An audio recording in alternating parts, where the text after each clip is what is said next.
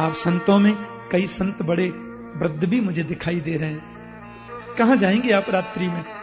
यदि आपको बहुत बुरा न लगे तो ये सामने वृक्ष है ना, बट वृक्ष, इधर ही अपने आसन लगा लीजिए, आटा दाल चावल सब दे देती है, इधर ही भोग बना के पाइए। शिष्य बोले गुरुजी हम बिल्कुल नहीं रुकना, बिल्कुल चलिए यहां से, एकदम ठहरना नहीं है। पर गुरुजी बोले आज हम यहीं रुकेंगे।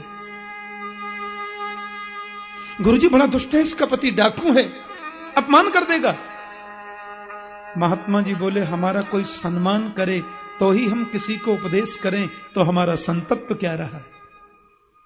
अरे साधुता तो वो है, साधनोति परं कार्यमिति साधु, बिगड़े हुए को जो साध दे वही तो साधु है। अपमान करने वाले को भी सही रास्ता दिखाए वही तो संत है। आज इधर ही रुकना है बच्चा रामदास। वृक्ष के नीचे सबने आसन लगा लिया, राम जी की डोली सजी थी, बेचारी ने अंदर से सामग्री सब लाकर के दे दी। संतों ने मोटे मोटे टिक्कर बनाए, भगवान का भोग लगाया और कीर्तन चल रहा है। आहा, आनंद रस बरस रहा है। लेकिन महात्मा जी गुरुदेव ने एक ग्रास अपने मुख में लिया होगा कि आंखों में आंसू आ गए। शिष्य ने पूछा गुरुजी क्या हुआ, आप क्यों रो पड़े? बेटा मैं सोच रहा हूं कि हमने पापी अजामिल का अन्न खाया है और इसका अन्न खाने के बाद भी इसको सही रास्ता न दिखाया, तो हम काहे के संत? इसलिए अपने रघुवर से मैं प्रार्थना करना चाहूंगा, हे प्रभु ऐसी कृपा करो कि अजामिल के जीवन में परिवर्तन आ जाए, इसका जीवन सुधर जाए। क्योंकि वो कभी न कभी तो आएगा, डाका डालकर लौट रहा होगा, उसको क्या उपदेश दिया जाए? बस मैं यही सोच रहा हूं। एक बोले गुरुजी ऐसा करना, आप उससे बोलना भाई तू ब्राह्मण है, गायत्री मंत्र का जाप किया कर।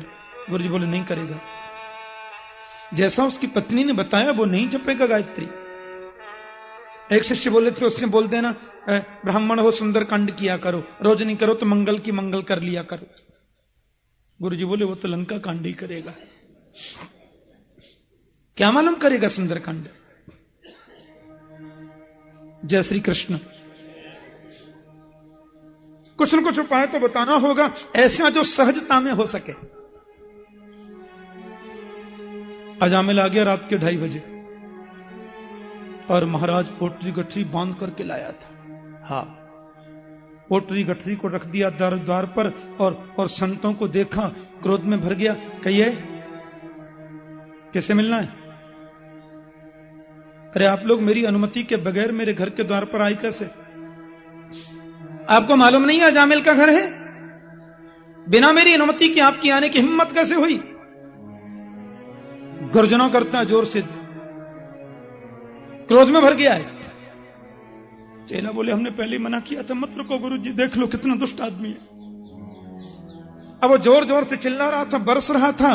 पत्नी की नींद खुली, घर से निकलकर दौड़ी। आगे क्या? आकर उसने देखा संतों को डांट रहा है, पूछ रहा है क्यों आए, किस लिए आए, काय को आए। पत्नी डांट करके बोली शर्म नहीं आती, महात्माओं से ऐसे बोलते? अरे हमारा भाग्य संत लोग आगे वृंदावन जा रहे थे, मैंने इनको रोक लिया। हाँ, रात्रि में यहां रुक गए, भगवान का भोग लगा के पा लिया, अपना क्या बिगड़ गया? और ऐसे बोलते हैं संतों से, जरा भी सहूर नहीं है। सही नॉर्मल हो गया। एक बात कहूं, पत्नी से बहुत डरता था। हाँ, कितना बड़ा डाकू सही, पत्नी से बहुत डरता था। और एक बात कहूं, डरना भी चाहिए।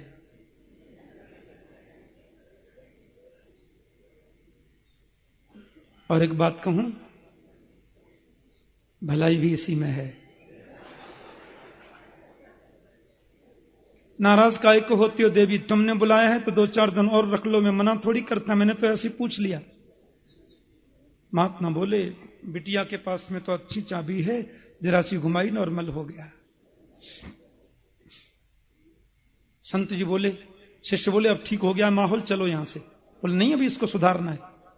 अरे गुरुजी कुछ और कह देगा। बोले कह देगा तो कह देगा।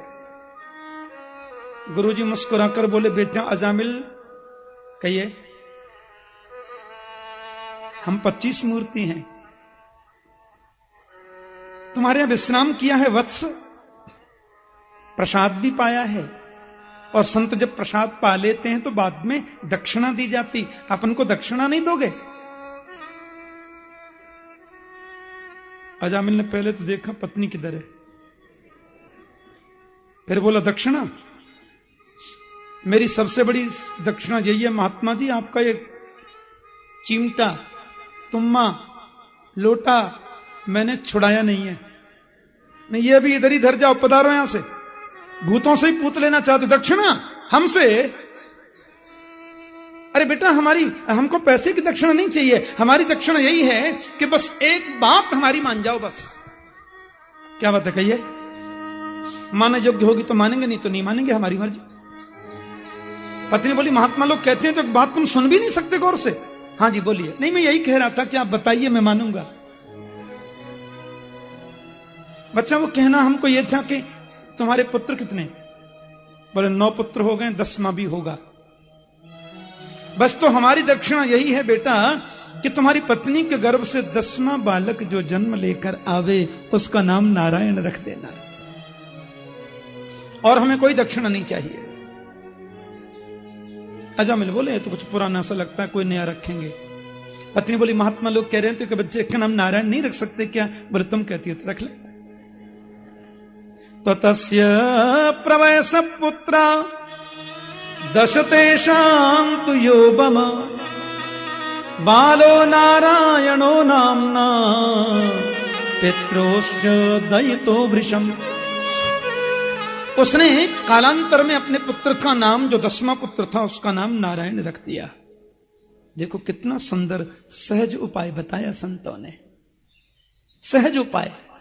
वैसे नाम नहीं जपेगा तो ऐसे तो ले ही लेगा 10-5 बार। अब जब भी जाता,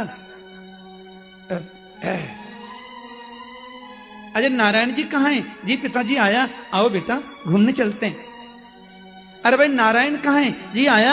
आओ बेटा ये कार्य करते हैं। अब दिन में 10-5 बार तो नारायण का नाम निकल जाता उसके मुख से, लेकिन पाप में तो कोई कमी नहीं आई।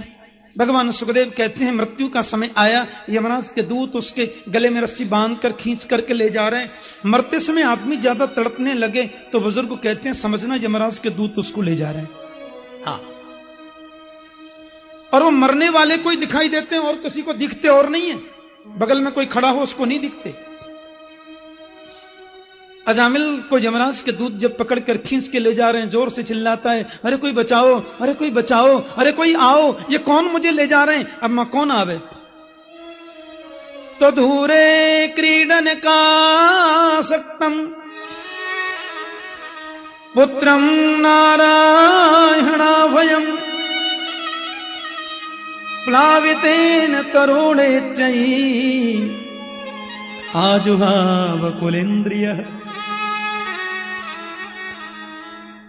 थोड़ी दूर पर इसका बेटा नारायण खेल रहा था, चिल्लाया पूरी शक्ति से नारायण आओ, नारायण मुझे बचाओ। लेकिन ये नाम तो मेरे प्रभु का है। और मृत्यु के अंतिम क्षणों में इसने प्रभु का नामोच्चारण किया, बिल्कुल स्पष्ट, एकदम सीधा, नारायण बचाओ।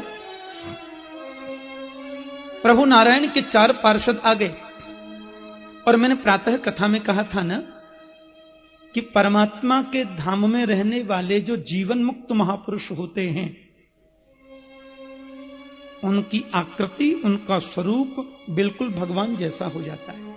ऐसा लिखा है, सर्वे वैकुंठ मूर्तयः, सब वैकुंठ रूप हो जाते हैं। सबकी 4 भुजाएं, शंख चक्र गदा पद्म सबके होते हैं। दरबान और भगवान में पता ही नहीं चलता। श्रीवत्स चिन्ह कौस्तुभ मणि से ही पता चलता है ये नारायण है ये दरबान है। सब एक से होते हैं। यमराज के दूतों को आकर के प्रभु के पार्षदों ने बड़ा सुंदर व्यवस्था वर्णन किया भागवत में। सर्वे पद्म पलासाक्षा पीत कौशेय वाससा किरीटिनम कुंडलिनो लसत पुष्कर मालिन। इतने सुंदर है प्रभु के पार्षद।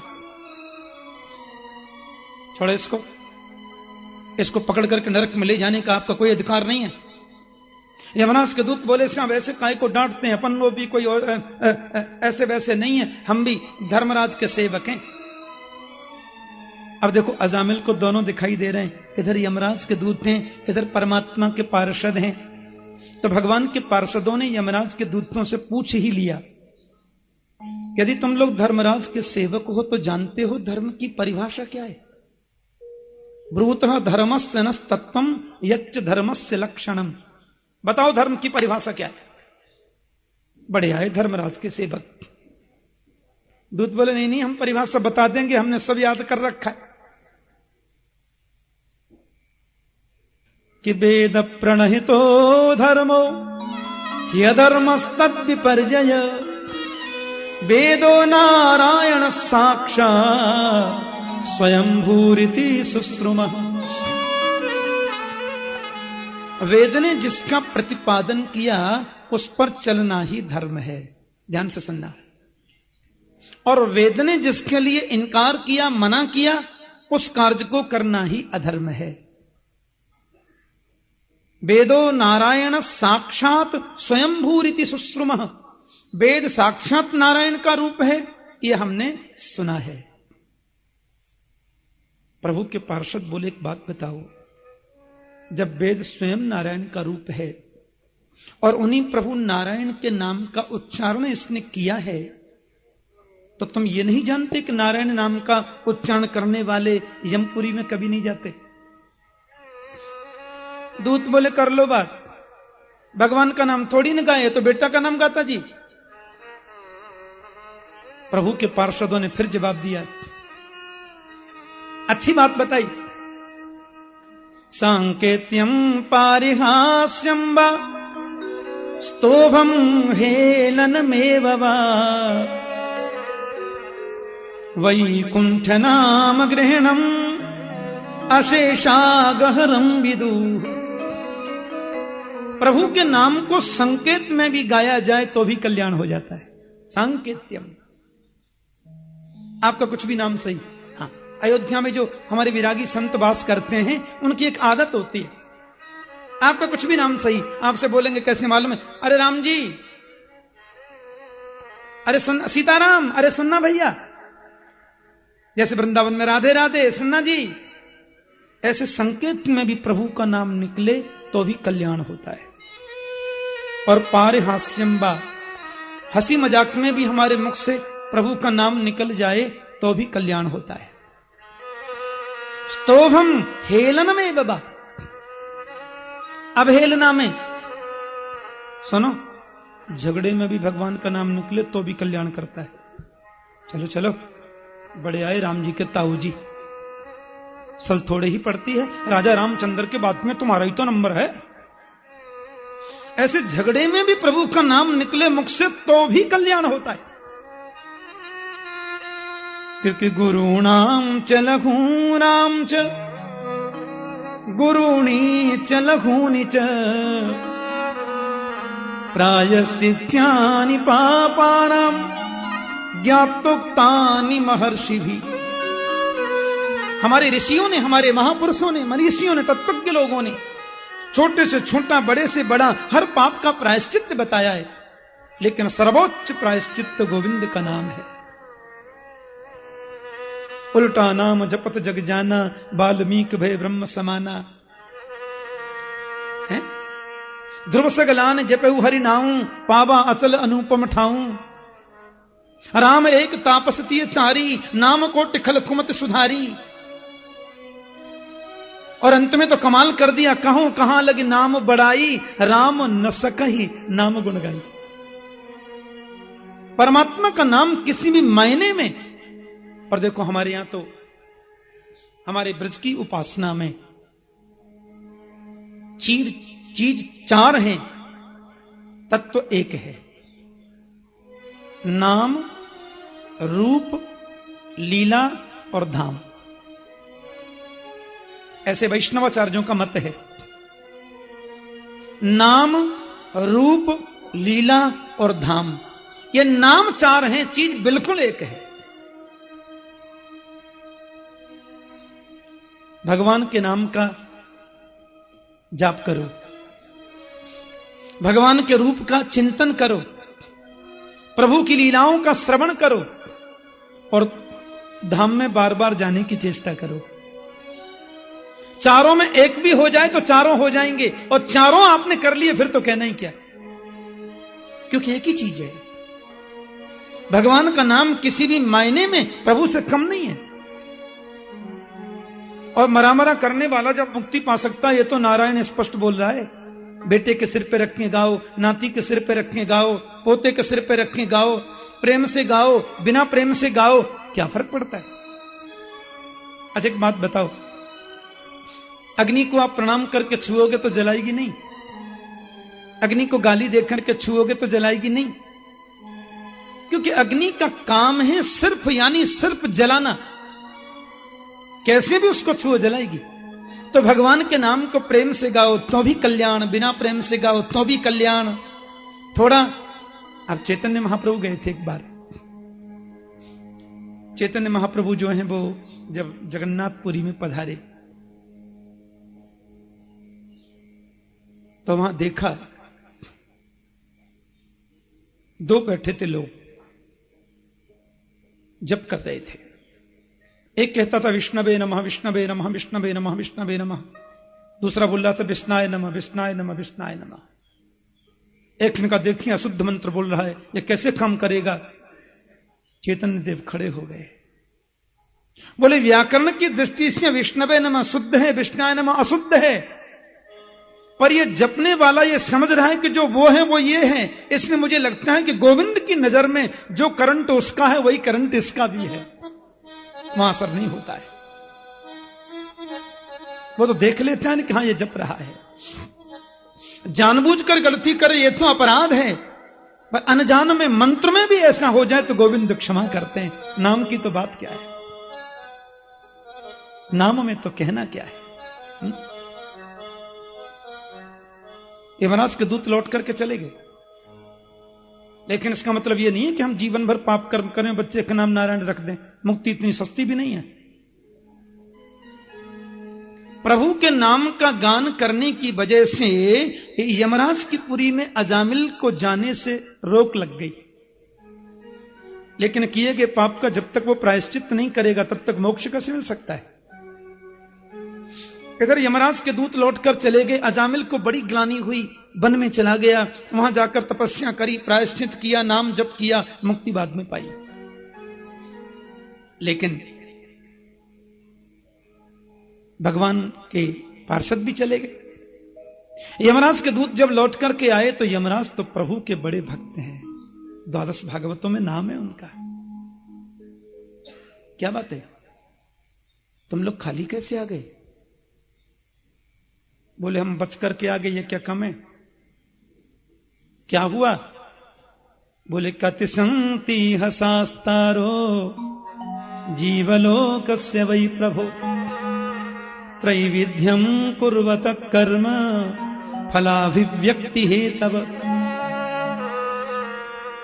हम तो समझते थे आप ही जगत के मालिक हैं महाराज। हम लोग गए और पापी के गले में रस्सी बांध कर खींच करके ला ही रहे थे कि उसने अपने छोटे बेटा नारायण को पुकारा, नारायण आओ। वो 4 आगे पीले कपड़े वाले, 4 हाथ वाले, हमको उपदेश कर दिया, धक्के देखे भगा दिया। यमराज बोले धीरे बोलो, धीरे, और आंखें बंद करके ध्यान में निमग्न हो गए। क्या हुआ भगवान? यमराज बोले तुम बहुत बड़े पुण्यात्मा हो, मेरे प्रभु के पार्षदों का तुमने दर्शन कर लिया। प्रभु? हाँ, क्योंकि परोमदन्यो जगतस्तुखस्य ओतम प्रोतम पटवद्यत्र विश्वम। यमराज कहते मैं कभी आंखें बंद करके बैठता था भजन करने, तुम लोग पूछते थे आप किसका भजन करते हैं, तो मैं जिसका भजन करता हूं वही तो मेरा परात्पर नारायण है। दूत बोले वो रहते कहां महाराज जी? बोले होतम प्रोतम पटवद्यत्र विश्वम। जैसे पट होता है ना वस्त्र, उस वस्त्र में ऊपर से नीचे तक सूता पिरोया हुआ है, ऐसे पूरा संसार जिसमें ओतप्रोत है, संसार में जो ओतप्रोत है। अहम महेंद्रो निरिति प्रचेता सौमोग्निरीशो पवनोर को विरिंच। यमराज कहते हैं कि मैं, महेंद्र, देवराज इंद्र, निरति, प्रचेता गण, हम सब उन्हीं के आदेश का पालन करते हैं। प्रकृति, अष्ट प्रकृति उन्हीं के आदेश का पालन करके संसार के कार्य को संवारते हैं। तुम बड़े पुण्यात्मा हो, बड़े भाग्यवान हो कि तुमने मेरे प्रभु का दर्शन, उनके पार्षदों का दर्शन पाया। सुनो, उनके नाम में बहुत चमत्कार है और उनके नाम के आधार पर सृष्टि के संचालन में जो सहयोगी हैं, ऐसे हम 12 भागवत हैं। और ऐसा लिखा है, संतों का अभिमत है, इन 12 भागवतों का यदि कोई व्यक्ति प्रातः उठकर एक बार नाम जप लेवे, उसके अमंगल नष्ट हो जाते हैं। ये महाराज के दूत सुन रहे, कौन कौन से महाराज बता दीजिए। बोले स्वयंभूर नारद शंभो कुमार कपिलो मनु प्रहलादो जनको भीष्मो बलिर्वैयासकिर्वयम्। स्वयंभू ब्रह्मा, नारद जी, शंभु शंकर, कुमार चारों भाई सनत कुमार, आदरणीय कपिल जी, स्वयंभू मनु, प्रहलाद जी महाराज, महात्मा जनक, भीष्म पितामह, बलि राजा, प्रहलाद जी महाराज, व्यासनंदन श्री सुखदेव स्वामी। और यमराज बोले मेरा नाम भी आता है। अपना नाम सबसे बाद में बताया कि द्वादशैते बिजानीमो धर्मं भागवतम भटा। भागवत धर्म को जानने वाले हम 12 भागवत हैं, प्रभु के नाम की महिमा के आधार पर चलने वाले। तुम बहुत बड़े पुण्यात्मा हो। इससे बड़ा पुण्य और क्या होगा कि तुमने गोविंद का दर्शन कर लिया, उनके पार्षदों का। दूत बोले सुनिए, एक निवेदन है हमारा। आप हमसे यूं क्यों बोल रहे थे, धीरे बोलो। यमराज बोले इसलिए बोल रहा था कि यहां जेल में चारों तरफ पापी बंद है और ये नाम जो है ना मुक्ति दे देता झटपट। अपने नाम जोर से गाओगे और सब माला जपने लग गए तो सब मुक्ति पा लेंगे, फिर मैं काय को बैठा हूं यहां। दूत बोले तो दूसरी बात हम ये निवेदन करना चाहते हैं। आप तो बोल देते हैं जाओ उसको लेके आओ। अब हम किसी पापी को लेने जाएंगे तो वो अपने बेटे का नाम राम जी रख देगा। तीसरे को लेने जाएंगे तो वो अपने पुत्र का नाम कन्हैया जी रख देगा। हम जाएंगे लेने, वो कहेगा कन्हैया आओ, फिर वो पीले कपड़े वाले आएंगे, फिर हम में धक्के लगेंगे। इसलिए महाराज हम चाहते हैं कि आज कुछ क्लियर कर दो। आज के बाद किसको लाना है किसको नहीं लाना हमको बता दो बस, क्योंकि बहुत अपमान हो जाता है। यमराज बोले नोट कर लो कि जिह्वान भक्ति भगवत गुणनामधेयम् चेतश्चन स्मरति चरणारविन्दम् कृष्णाय नो नमतय शिरये कदापि तानानि यध्वमसतो कृत विष्णु कृत्या। जिसकी जीव एक बार भी गोविंद के नाम का कीर्तन नहीं करती उनको पकड़ के ले आना। जिसका चित्त एक बार भी कृष्ण के चरणों का चिंतन नहीं करता उनको पकड़ के ले आना। जिसका सिर एक बार भी गोविंद के चरणों में नहीं झुकता उनको पकड़ के ले आना। बरोबर? दूत बोले थोड़ी सरल भाषा में बता दो ना साहब। यमराज बोले लिख लो, जो कथा सुनते हैं, जो कीर्तन करते हैं, जो भजन करते हैं उनको नहीं लाना। जो कथा नहीं सुनते, कीर्तन नहीं करते, भजन नहीं करते उनको ले आना। लिख लिया? बोले हम दोबारा से बताते हैं, कोई गलती हो तो बताना। जो कथा सुनते हैं उनको नहीं लाना, कीर्तन करते हैं उनको नहीं लाना, भजन नहीं करते भजन करते हैं उनको नहीं लाना, जो कीर्तन नहीं करते। यमराज बोले कौन सी बात? बोले कथा में आके जो सो जाते हैं उनके लिए क्या करें?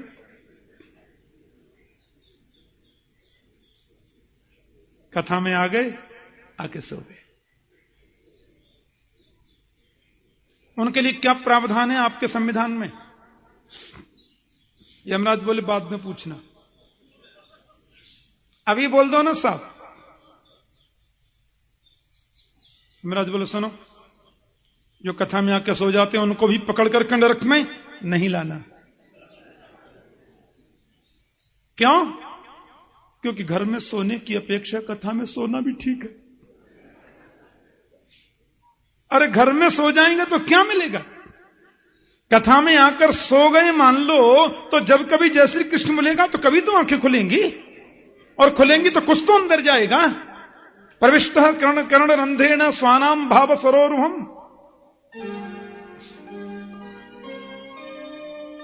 इसलिए कथा में आकर जो सो जाते हैं उनको भी नहीं लाना।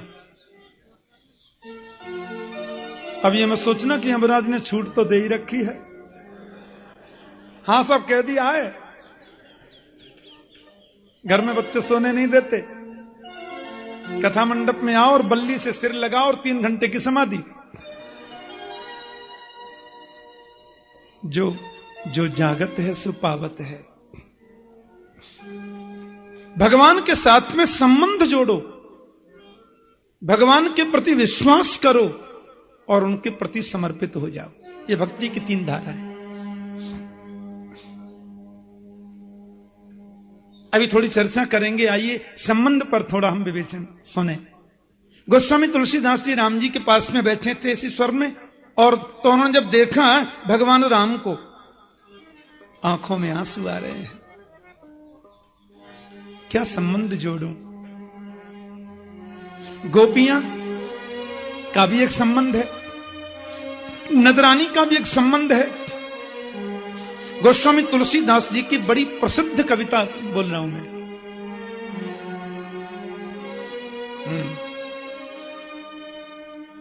तू दयालु दीन हो, तू दानी हो भिखारी, तू दयालु दीन हो, तू दानी हो भिखारी, तू दयालु दीन हो, तू दानी हो भिखारी, तू दयाल दीन हो, तू दानी हो भिखारी, हो प्रसिद्ध पाप की तू पाप कुंज हारी, तू दयाल दीन हो, तू दानी हो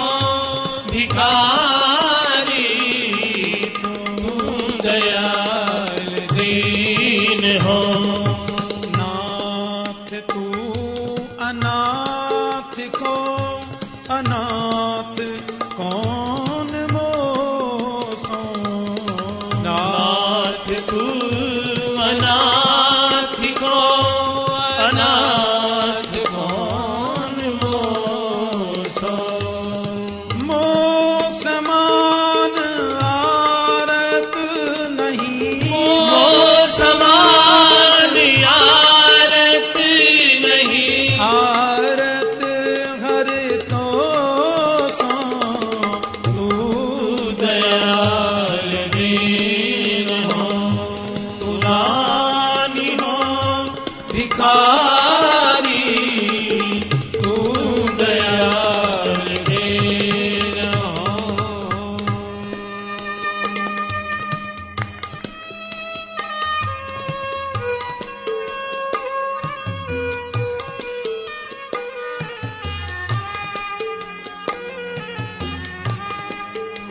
सुंदर भाव गोस्वामी जी का।